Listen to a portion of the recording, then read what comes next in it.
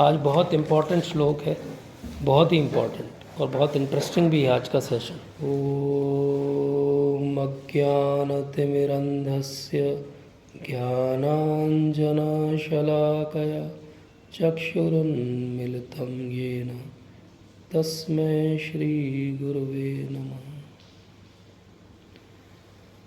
तो भगवान ने 41 में कहा था, हमने पिछली बार समझा था कि व्यवसायत्मिका बुद्धि बनाना है, मतलब दृढ़ प्रतिज्ञ होना है। जब हम दृढ़ प्रतिज्ञ होंगे तभी हम जीवन में भक्ति में आगे बढ़ पाएंगे। तो अभी तक भगवान ने क्या बताया था? भगवान अर्जुन को इंस्पायर कर रहे हैं कि तुम अपना कर्म करो, लेकिन कैसा कर्म करो? निष्काम कर्म करो। और निष्काम कर्म करने में क्या फिर बताया उन्होंने? केवल निष्काम कर्म मत करो, अपनी बुद्धि को भी उसमें लगाओ। जब बुद्धि को हम निष्काम कर्म में लगाते तो उसको कहते हैं बुद्धि योग या व्यवसायत्मिका बुद्धि। तो अब भगवान ने ये तो बता दिया कि बुद्धि लगाओ, लेकिन किन चीज़ों से ध्यान लगा के बुद्धि लगाओ, किन चीज़ों से बचो और किन चीज़ों को करो, मतलब डूज और डोंट्स। व्यवसायत्मिका बुद्धि डेवलप करने के लिए क्या करना पड़ेगा और क्या करने से बचना पड़ेगा, उसको अब भगवान बताएंगे। तो बुद्धि जब भी आती है तो बुद्धि का मतलब क्या हो गया? ज्ञान आ गया। और ज्ञान का अल्टीमेट सोर्स क्या है? ज्ञान का अल्टीमेट सोर्स क्या है? हैरिसंस? भगवान की वाणी। भगवान की वाणी। कहाँ पर है भगवान की वाणी? वेदों में तरह। वेदों में। वेदों में। वेद सबसे बड़े सोर्स है भगवान के ज्ञान के, और सबसे पुरातन सोर्स भी है। अगर हम कंजर्वेटिवली भी अगर डेट करें उसको, जैसा मॉडर्न इंडोलॉजिस्ट करते हैं, तो भी वो जितनी ये रिलीजन्स जो हमें यहाँ दिख रही हैं उन सब से कई हजारों साल पहले की बात है वेद। तो सबसे पहले तो ये समझना चाहिए कि वेद इस्लाम, क्रिश्चियनिटी, जुडाइज़म, बुद्धिज़्म, जैनिज़्म और हिंदुइज़्म के पहले की बात है। अब ये हिंदुइज़्म भी क्यों बोला हमने इसमें? क्योंकि Hinduism as a word, as a identity Veda में कहीं भी नहीं है। हिंदू शब्द जो है वो वेद में कहीं भी नहीं है। वेद में क्या शब्द है? वेद में शब्द है सनातन या सनातन धर्म। वेद के अंदर जो शब्द है वो है वर्णाश्रम। वेद के अंदर हिंदुइज़्म नहीं है। हिंदू शब्द कब आया? जब इस्लामिक इन्वेडर्स आए तो वो सिंधु नदी के उस तरफ रहने वाले सबको वो बोलने लगे, वो सा को ह बोलते हैं वो लोग। तो वो क्या बोलने लगे? जो सिंधु नदी के उधर रहते हैं वो सब हिंदू हैं। और वो जो रिलीजन फॉलो करते हैं वो क्या बन गई? जब इंडोलॉजिस्ट आए तो उन्होंने कह दिया वो रिलीजन बन गई हिंदुइज़्म। तो हमसे कोई पूछता है, बोले आप कौन हो? आप हिंदू हो? हिंदू हमारी आइडेंटिटी नहीं है। हिंदू तो बहुत बाद की आइडेंटिटी है हमारी। इस तरह से क्या हो जाता है, क्योंकि वो इस्लामिक आए तो उन्होंने बोला हिंदू हो, क्योंकि वो Indologist so called European Christians आए तो उन्होंने बोला आप हिंदुइज़्म को फॉलो करते हो। तो टेक्निकली हम कहाँ उस आ गए? बोले इस्लाम और क्रिश्चियनिटी के बाद में आया हिंदुइज़्म। यही लॉजिक वो देते भी है, क्योंकि बोले नाम ही हमने दिया आपको। लेकिन हमारा असली नाम क्या है? हमारा असली नाम है सनातन धर्म, या हमारा असली नाम है वर्णाश्रम सिस्टम, जिसको पहले भगवान अभी बता चुके हैं। अपन ने कभी भागवत के सेशन में भी उसको थोड़ा सा पढ़ा। तो इसलिए वेद तो बहुत बड़ा स्ट्रक्चर हो गया। वेद के अंदर करीब 1 लाख श्लोक है। मतलब नॉलेज का सबसे पुराना जो सोर्स है वो क्या है? वेद। और वेद के अंदर कितने श्लोक हैं? 1 लाख। अब 1 लाख श्लोक अगर हैं वेद के अंदर, तो सब के सब जो है भगवान के पास नहीं ले जाते आपको। वेद तो एक सुपर मार्केट है। सुपर मार्केट है नॉलेज का। मतलब आप अंदर जाओगे तो आपकी जो इच्छा होगी वो चीज़ की पूर्ति वेद करेंगे। इसलिए वेद का एक बहुत बड़ा सेक्शन क्या है? कर्मकांड है। कर्मकांड का मतलब होता है कि मैं ये करूँगा तो मुझे स्वर्ग की प्राप्ति होगी, मैं ये करूँगा तो मुझे बहुत सारा धन मिल जाएगा, मैं ये करूँगा तो मुझे सुंदर स्त्री या एक पुत्र का जन्म हो जाएगा। ये सब क्या है? इस सब के लिए अलग अलग यज्ञ निर्धारित कर दिए उन्होंने। अच्छा पुत्र चाहिए, ये वाला यज्ञ करो। धन चाहिए, ये वाला यज्ञ करो। इंद्र बनना है, ये वाला यज्ञ करो। ब्रह्मा बनना है, ये वाला यज्ञ करो। स्वर्ग जाना है, ये वाला यज्ञ करो। ये मैं बैकग्राउंड इसलिए दे रहा हूँ कि इसके आगे जब हम श्लोक पढ़ेंगे तो आपको फिट हो जाएंगे वो श्लोक तुरंत। तो अलग अलग चीज़ के लिए क्या करो आप, अलग अलग, जैसे एक बहुत बड़ी लाइब्रेरी हो, बोले क्या चाहिए आपको, बोले एनाटॉमी के एटलस चाहिए यहाँ पे, आपको क्या चाहिए, सर्जरी का एटलस चाहिए, वहाँ पे एटलस ही है, लेकिन आपकी जो नीड होगी उसके हिसाब से आप बुक उठाओगे। आपकी जो इच्छा होगी, आपको स्टोरी पढ़ना है, आप स्टोरी बुक के सेक्शन में जाओगे। स्टोरी पढ़ना है तो वो भी है, पुराण है बहुत सारे। आपको बहुत फिलोसॉफिकल डिस्कशन करना है, बैठो उपनिषद पढ़ते। तो प्रैक्टिकली वेद के अंदर सब कुछ है जो आप इच्छा कर सकते हो। लेकिन क्योंकि एक बड़ा समाज का हिस्सा जो है वो केवल अपनी इच्छा पूर्ति चाहता है, इसलिए वो क्या चाहता है, वेद से केवल कर्मकांड चाहता है। इसलिए बहुत बड़ा सेक्शन यजुर्वेद का क्या है कि कैसे यज्ञ वेदी बनाना है, उसके क्या डायमेंशन होने चाहिए, क्या उसमें हविष डालना है, क्या उसके जो है वो पुरोहित होना चाहिए, उसकी क्वालिफिकेशन क्या होना चाहिए, किस तरह से किस मीटर में उस श्लोक का उच्चारण करना चाहिए कि एक देवता आ जाएंगे। तो ये सब क्या है, ये भी वेद है। लेकिन जो अल्टीमेट परफेक्शन चाहता है वो कर्मकांड में नहीं फंसना चाहता। तो वेद का मैक्सिमम पोर्शन कर्मकांड है, वेद का एक पोर्शन ज्ञान कांड है जो उपनिषद के अंदर है, जो अरण्यकाश के अंदर है। तो जैसे 4 वर्ण और आश्रम है, तो 4 वर्ण आश्रम के हिसाब से 4 वर्ण आश्रम के अधिकारी है कि कौन वेद का कौन सा हिस्सा पढ़ सकते हैं। तो अरण्यकाश या उपनिषद कौन पढ़ेंगे, जो ब्रह्मचारी हैं, जो सन्यासी हैं। कर्मकांड वाला सेक्शन कौन पढ़ेंगे, जो गृहस्थ है, क्योंकि उनकी इच्छा है ना। जिसकी इच्छा नहीं थी वो तो सन्यासी बन गया, जिसकी इच्छा बची है वो क्या पढ़ेगा, कर्मकांड का सेक्शन पढ़ेगा। अब अर्जुन कौन है, गृहस्थ है। तो भगवान क्या कह रहे हैं, व्यवसायत्मिका बुद्धि, मतलब सिंगल पॉइंटेड अटेंशन इंटेलिजेंस बनानी है, तो उसके लिए क्या करना पड़ेगा, तुम्हें ध्यान रखना पड़ेगा वेद पढ़ते टाइम कि क्या पढ़ना है और क्या अवॉइड करना है। क्योंकि तुम अगर कर्मकांड का सेक्शन पढ़ लोगे तो तुम वो सब करने लगोगे। तो इसलिए भगवान ने एक तरीके से कॉशन किया कि क्या पढ़ना है वेद में और क्या नहीं पढ़ना। इसका अर्थ कहीं भी ये नहीं है कि वेद को नकार दिया भगवान ने, ये मतलब नहीं है। भगवान तो कहते हैं कि वेद का ओरिजिन कहाँ से आया, मेरे से आया। लेकिन वेद का हेतु भी क्या है, मुझे जानना है। तो पूरे 1 लाख श्लोक जो अभी अपने पास अवेलेबल हैं, उनका हेतु क्या है, भगवान को जानना है। तब उनमें से वो श्लोक और वो वाले पोर्शन आपको हटाने पड़ेंगे जिनसे कंक्लूजन भगवान अपेरेंटली नहीं निकलते। वैसे हर श्लोक का अर्थ भगवान ही निकलते हैं, कभी हम समझ सकते हैं इसको कोई भी श्लोक लेके, लेकिन अभी के लिए ये कि हमारी जो बुद्धि में फिट ना हो उस श्लोक को हम ध्यान नहीं देंगे। इसलिए इतने सारे श्लोक कैसे हो गए, इतने सारे श्लोक ऐसे हो गए जैसे बहुत सारा घना एक जंगल है जिसमें बहुत सारे पेड़ हैं और बहुत सारे फल लगे हैं, बहुत ब्यूटीफुल हैं, कलरफुल हैं। अब आप जाओ पहली बार जंगल में और बोले वो रेड कलर का फ्रूट बड़ा टेम्पटिंग है, बड़ा अच्छा लग रहा है, आप निकालो उसको खा लो, वो पता चले वो पॉइजनस था, जहरीला था, क्योंकि आप तो पहली बार जंगल में गए थे। आपको क्या पता कौन सा फल खाना है और कौन सा नहीं खाना है। तो वेदों के अंदर ऐसा घना जंगल है नॉलेज का। अब उस नॉलेज से कौन सा हिस्सा आपको पढ़ना है, कौन सा नहीं पढ़ना है, क्या आएगा एग्ज़ाम में क्या नहीं आएगा। जैसे किसी को यहाँ अपनी लाइब्रेरी में किसी बच्चे को छोड़ दिया जाए फर्स्ट ईयर को, मैं पढ़ो बेटा, जी लगा के पढ़ो, हर साल हम तुम्हारा एग्ज़ाम लेंगे। अब वो जी लगा के पढ़ रहा है, अब आपने पहली बार एग्ज़ाम ले लिया एनाटॉमी का, पर वो तो सर्जरी खोल के पढ़ रहा था, अब वो फेल हो जाएगा, है ना। क्योंकि उसको क्या पता कि क्या पढ़ना है क्या नहीं पढ़ना है। इसीलिए तो हमारा रोल है, हम बताते भैया ये पढ़ो, इस किताब से पढ़ो, इतना ही पढ़ो, इससे ज़्यादा मत पढ़ो। तो यही भगवान भी कह रहे हैं कि अगर कॉन्सेंट्रेटेड 1 पॉइंटेड अटेंशन रखना तो क्या करना पड़ेगा, ये समझना पड़ेगा कि वेद का क्या हिस्सा काम का है और क्या हिस्सा काम का नहीं है। अब इस बैकग्राउंड के साथ हम इसको पढ़ते हैं श्लोक को। ये बैकग्राउंड क्यों ज़रूरी है उसको भी मैं कह देता हूँ।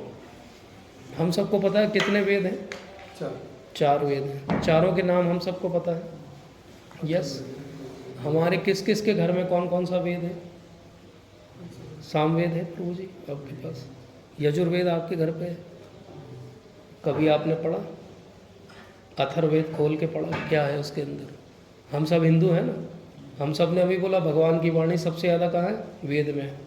तो क्यों नहीं वेद पढ़ते हम लोग, कोई नहीं पढ़ता वेद, घर में ही नहीं है किसी के, पढ़ना तो बहुत दूर की बात है। आज तक एक ऋचा भी नहीं हमने खोल के नहीं पढ़ी वेद की, है ना? क्यों नहीं पढ़ी? अब तो वेद ट्रांसलेटेड है, हिंदी में भी है, इंग्लिश में भी, क्यों नहीं पढ़ी?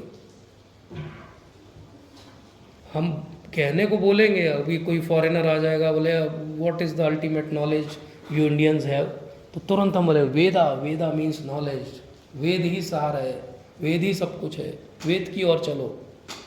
लेकिन वेद ही नहीं है घर पे किसी के। तो प्रैक्टिकल बात क्या है कि वेद पढ़ना बहुत क्लिष्ट है, वेद पढ़ना बहुत क्लिष्ट है। एक होती संस्कृत, नॉर्मल संस्कृत जो अपने बच्चों को पढ़ाई जा रही है स्कूलों में, और एक होती classic Sanskrit. Classic Sanskrit, normal Sanskrit ठीक ठाक पढ़ने के लिए 11 साल की ट्रेनिंग लगती है। क्लासिक संस्कृत पढ़ने के लिए उसके बाद फिर से 11 साल की ट्रेनिंग लगती है, और उसके बाद निरुक्त करके एक पूरा सेक्शन है वो पढ़ना पड़ता है। उसके बाद आप एक्चुअली वेद के श्लोक पढ़ सकते हो, केवल पढ़ सकते हो। और वेद के श्लोक कैसे? कोड की लैंग्वेज में, वो कोड को डिकोड करना आपको कोई गुरु ही समझा सकता है। तो वो कहते हैं कि 21-22 साल तो आपको संस्कृत भर पढ़ने में लग गए, उसके बाद एक श्लोक को वो डिकोड करके आपके गुरुजी बताएंगे तो आपको समझ में आएगा। तो इतना हमारे पास ना धैर्य है, ना सामर्थ्य है, ना उतना इंटेलेक्ट है सब जगह दिमाग खर्चा करने के बाद कि हम पढ़ें संस्कृत। तो इसलिए क्या कहा गया फिर कि बोले कलयुग में क्या करें, 4 की बजाय 5 वेद कर देते हैं। 5वां वेद क्या है? पुराण। बेसिकली महाभारत को कहते हैं 5वां वेद। अलग अलग जगह अलग अलग चीज़ों को कहा गया, लेकिन जो सर्वमान्य है वो महाभारत जो है वो 5वां वेद है। क्यों महाभारत 5वां वेद है? क्योंकि महाभारत के अंदर भी भगवान की वाणी है। वो क्या है? भीष्म पर्व के अंदर भगवद गीता। तो ठीक है, हमने वेद नहीं पढ़े, कोई बात नहीं, हम क्या पढ़ रहे हैं? 5वां वेद पढ़ रहे हैं। वेदों के 1 लाख श्लोकों का सार भगवान ने 700 श्लोक में बता दिया। आप वेद अगर पढ़ने की कोशिश भी करोगे, मैंने बहुत की है, तो एक तो बहुत डिसकंटिन्यूड टाइप का है वो, उसमें कोई ऐसा फ्लो नहीं है कि समझ में आ जाए कि कहाँ किसकी बात हो रही है। बहुत सच में बहुत इंटेलेक्चुअली हाई लेवल की फिलोसॉफी है वो। इवन आप उपनिषद भी पढ़ने जाओगे तो बहुत मुश्किल है पढ़ना, फिर भी उपनिषद में फ्लो रहता है तो समझ में आ जाता है, बट वेद बहुत डिफ़िकल्ट है पढ़ना। इसलिए वेद का सार भगवान ने 700 श्लोक में दे दी। इवन आप पढ़ भी लोगे वेद सारे, अगर किसी को भी पढ़ना मेरे पास है तो I will share with you, आप पढ़ भी लोगे तो सार नहीं निकाल पाओगे, क्योंकि हर चीज़ का आखिरी में अल्टीमेट हमारे लिए एप्लीकेशन क्या है वो भगवान को पता था, कोई नहीं निकाल पाया, तो उन्होंने हमें भगवद गीता में दे दी। इसलिए अब भगवान क्या कह रहे हैं, पेज नंबर 99, अल्प ज्ञानी मनुष्य वेदों के उन अलंकारिक शब्दों के प्रति अत्यधिक आसक्त रहते हैं जो स्वर्ग की प्राप्ति, अच्छे जन्म, शक्ति इत्यादि के लिए विविध सकाम कर्म करने की संस्तुति करते हैं। इंद्रिय तृप्ति तथा ऐश्वर्यमय जीवन की अभिलाषा के कारण वे कहते हैं कि इससे बढ़कर कुछ भी नहीं। तो ये क्लियर हो गया, ये किसकी बात कर रहे हैं?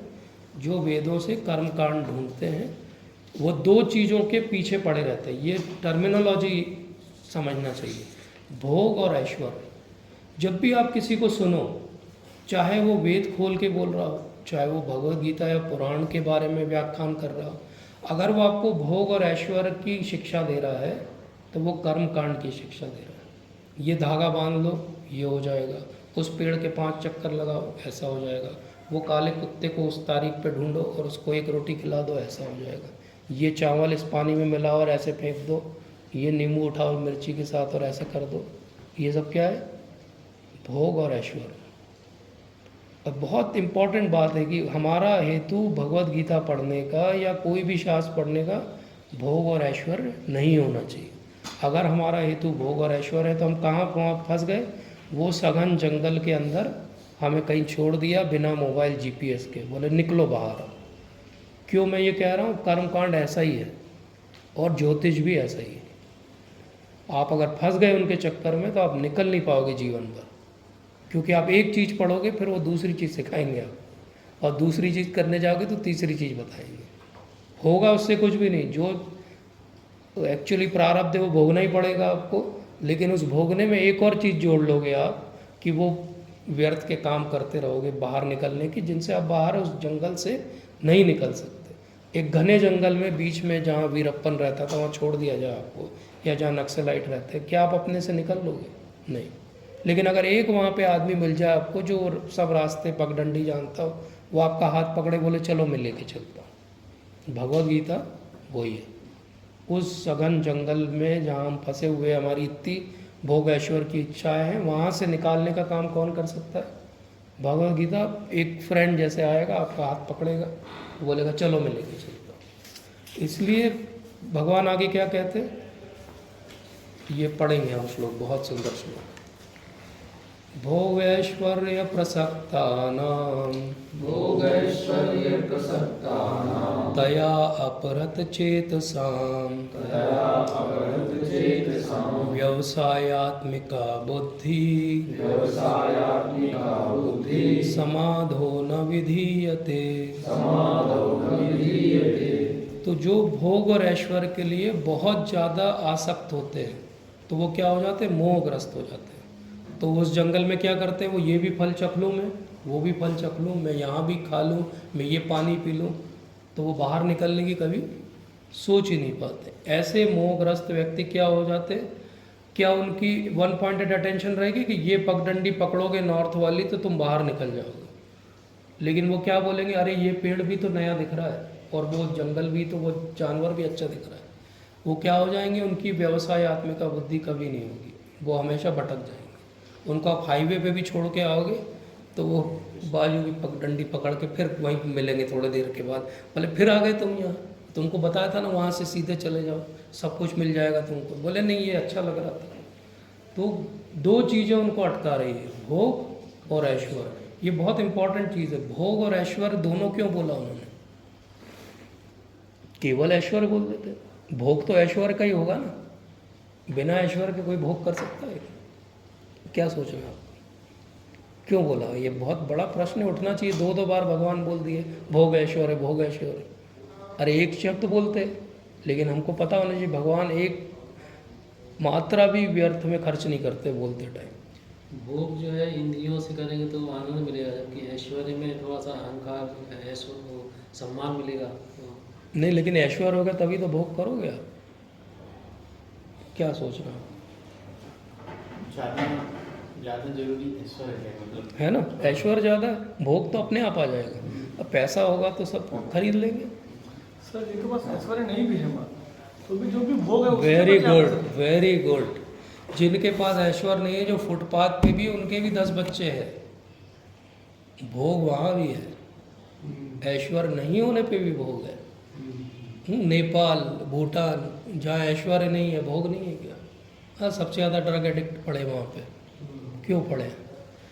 हमेशा ज़रूरी नहीं कि भोग ऐश्वर्य के साथ ही आएगा। भोग करने की इच्छा एक भिखारी में भी हो सकती है। तो वो भोग की इच्छा, हमको ऐसा लगता है कि ऐश्वर्य होगा तो मैं भोग बहुत करूँगा। भोग की इच्छा इतनी खराब है कि भक्त बनने के बाद भी भोग की इच्छा बनी रहती है। अब भोग हम किस चीज़ में करते हैं? मेरी कितनी वाहवाही हो रही है, मुझे कितने लोग जान रहे हैं, मेरी बात कितने लोग मान रहे हैं, वो भी क्या है? वो भी एक तरह का सटल तरह का भोग ही हो गया। स्पिरिचुअल सेंस ग्रेटिफिकेशन हो गया, है ना, स्पिरिचुअल सेंस ग्रेटिफिकेशन हो गया। ऐसे ही तो है। इसलिए भगवान को पता है ये बात, इसलिए वो बोल रहे हैं कि भाई दोनों बात समझ लो। तुम्हारे पास ऐश्वर्य नहीं है तो भी भोग की इच्छा तो तुम्हारे अंदर बहुत ठूस के भरी हुई है, तभी तो यहाँ पे हो, नहीं होती तो यहाँ क्यों रहते? अब काम की बात आती है। इसलिए जितनी इच्छाएं हमारी हैं, उन इच्छाओं को हम 3 लेवल पे क्लासिफाई कर सकते हैं, है ना। सत्वगुणी इच्छाएं, रजोगुणी इच्छाएं और तमोगुणी इच्छाएं।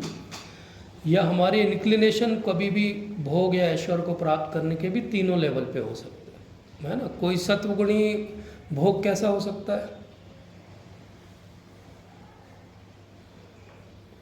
मैं खाऊंगा लेकिन वेजिटेरियन चीज़ें ही खाऊंगा, ये क्या हो गया? सत्वगुणी भोग की इच्छा है। जो मिलेगा सब खा लूँगा, जो रेंगता है, जो चलता है वो सब उठा के खा लूँगा मैं, ये क्या है? तमोगुणी। जैसे चाइनीज़ लोग, जैसे कोरियन लोग कुत्ते भी खा लेते हैं, लेकिन यहाँ पे इंडिया में नॉन वेज खाने वाले भी सोचते हैं ये किसको खाना है और किसको नहीं खाना, डिस्क्रिमिनेशन फिर भी है उनका, है ना। रजोगुणी इच्छा क्या हो सकती है? मैं मारूंगा तो खाऊंगा, मैं जाऊंगा जंगल में तीर चलाऊंगा, मैं अपने सामने मारूंगा, ये मैंने मारा है, अब इसको मैं खाऊंगा। ये क्या हो गया? रजोगुणी भोग की इच्छा। भोग की इच्छा अलग अलग गुणों में हो सकती है, इसीलिए हर गुण के लोगों के लिए वेदों के अंदर प्रावधान है। अच्छा, आपको नॉनवेज खाना है, कोई बात नहीं, आप इस तरह से पकड़ोगे जानवर, इस तरह से यज्ञ करोगे, इस तरह से उसकी बलि दोगे, फिर आप इतना पोर्शन सबको बांटोगे और इतना पोर्शन आप खा सकते हो। इनफैक्ट इवन मुस्लिम अगर आप कुरान पढ़ोगे तो उसके अंदर भी नियम है कि कैसे आप किसी जानवर की बलि दोगे। ऐसा नहीं कि इनडिस्क्रिमिनेटली स्लॉटर हाउस बना के मार दोगे, नहीं, उसकी भी आप पूजा करोगे, फिर उसको उतना हिस्सा आप गरीबों में बांटोगे उसका, तब आप खाओगे उसको।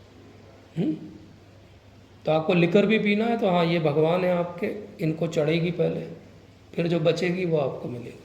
पॉइंट इसकी आपकी जो इच्छा है उसको वेद कहीं ना कहीं पूर्ति करने के लिए एक साधन दे देंगे आपको, ताकि आप कुछ नियमों में रह के करो। तो फिर क्या होगा? बोले नहीं, नवरात्रि के समय हम नॉनवेज नहीं खाते, फॉलो दोज नॉर्म्स। तो वो कहाँ से आए? वेद से आए। लेकिन हमको क्या करना है? इन नॉर्म्स के ऊपर उठना है। इसलिए भगवान क्या कह रहे हैं?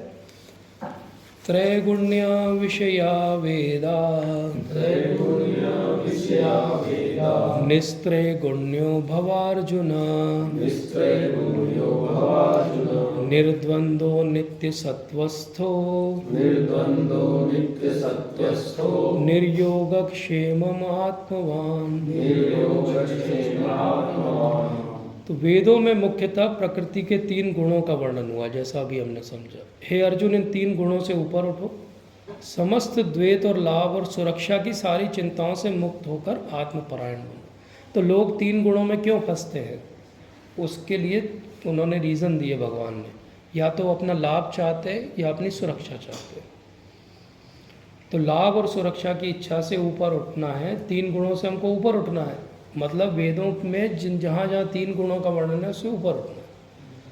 तो भगवान ने ब्रह्मा जी के हृदय में जब वेद स्फुरित किए थे, तो उसके बाद जब वेद मूर्तिमान रूप में चतुश्लोक भागवत जैसे आई, वैसे ही वेद आए, और उनके चारों मुख जो हैं एक एक वेद का गुणगान करते रहते हैं पूरे समय।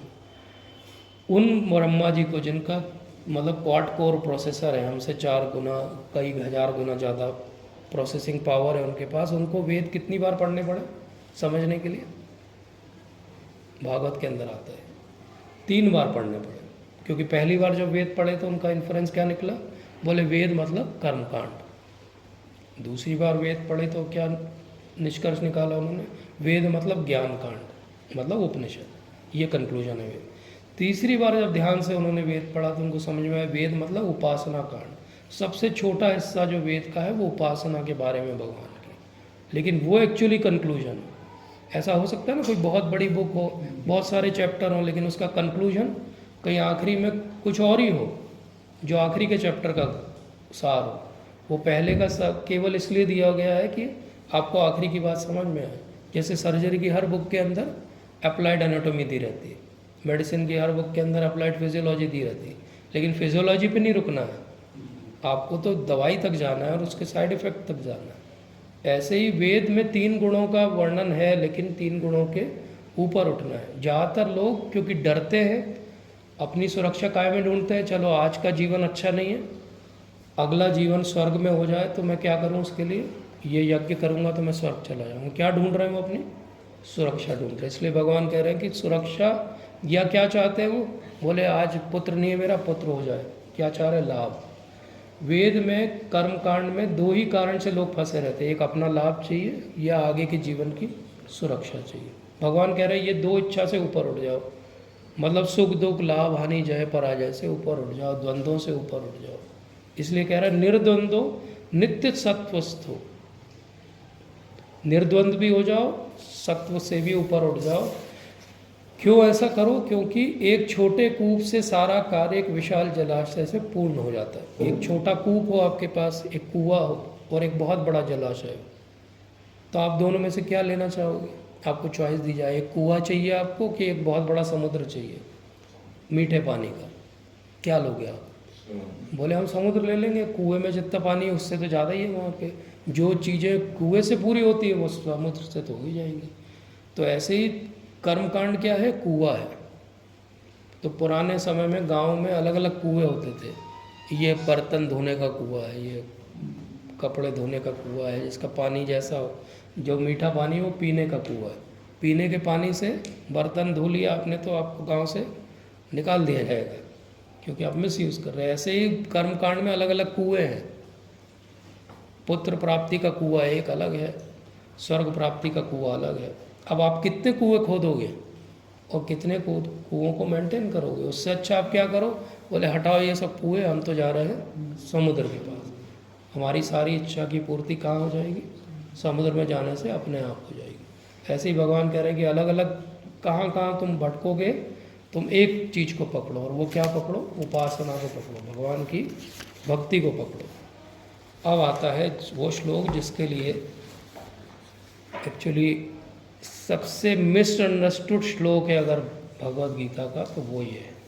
अगर इस एक श्लोक को लोगों ने सही समझा होता तो भारत की दिशा दशा सब अलग होती। इसी एक श्लोक को सही नहीं समझा गया, इसीलिए सब बुरे हाल हैं।